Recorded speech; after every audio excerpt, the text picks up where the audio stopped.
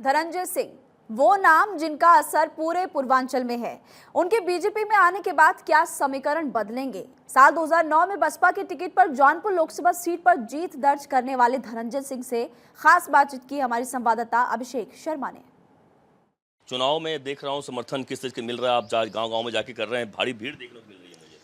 नहीं, देखिए, यहाँ के लोग बहुत दिनों से, हम लोग 25 सालों से यहीं की राजनीति कर रहे हैं, लोगों के बीच में हैं, लोगों से कनेक्टिविटी बनी हुई है, तो लोगों का स्नेह और प्यार बना रहता है, तो उसका लाभ तो हमेशा मिलता ही रहता है। लोगों के बीच में अच्छा संतुष्टि मिलती है, लोगों के बीच में रह के उनकी सेवा करना।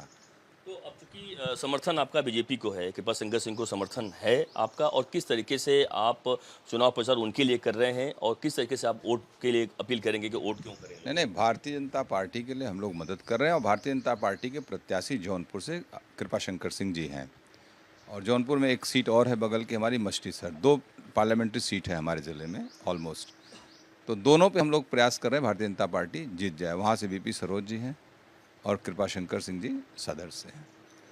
लोगों से मिला जा रहा है, बात की जा रही है लोगों से, और बहुत सी चीज़ों को चुनाव में जिस तरीके से टिकट कटा, लोगों गलतफहमियाँ थी, वो सारी लोगों से दूर कर दी गई हैं लोगों के बीच में, और दुष्प्रचार भी किया जा रहा है विपक्षी समाजवादी पार्टी के द्वारा।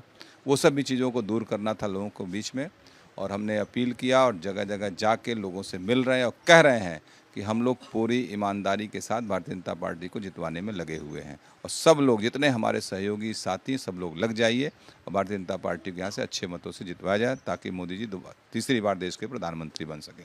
अभी एक बात और कह रहे थे आप कि 400 पार का नारा। भारतीय जनता पार्टी ने 2 बार और नारे लगाए, 2014 में 272 पार, 2019 में 300 पार, और दोनों नारे उनके सक्सेस रहे। तो अभी इस नारे पे अभी देखा जा, हो सकता है ये भी नारा सक्सेस हो उनका, 370 पार वाला। भारतीय जनता पार्टी 370 पार। क्योंकि बीजेपी एक बड़ी पार्टी बन गई है देश की, उस आपको एलर्जी को सपोर्ट भी करती है, तो क्या लगता है कि उस बीजेपी का कमल हाथ में थाम लेंगे? अब किसी संभावनाओं से नहीं, राजनीति में संभावनाओं को आप इनकार नहीं कर सकते हैं।